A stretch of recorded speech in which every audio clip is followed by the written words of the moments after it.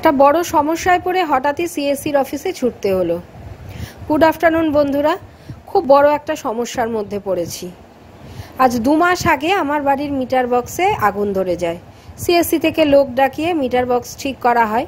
Meter box ঠিক হওয়ার পর থেকেই এই গত 2 মাস ধরে বিশাল অ্যামাউন্টের বিল আসছে, যেখানে আমার আসে 1200-1500 এরকম বিল আসে। সেখানে গত মাসে এসছে 5000, এ মাসে এসছে 7500।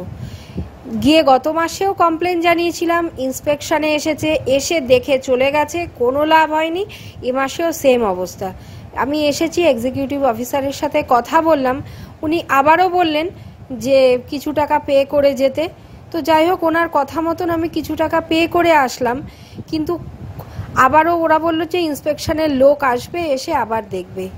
অ্যাকচুয়াল কি ব্যাপার হচ্ছে সেটাই বুঝতে পারছি না। যখন ইন্সপেকশনের লোক এসেছিল তাদের জিজ্ঞেস করাতে বললো আপনারা অফিসে গিয়ে কথা বলুন, আমরা মেনটেনেন্স ডিপার্টমেন্ট। কি করব বুঝতে পারছি না।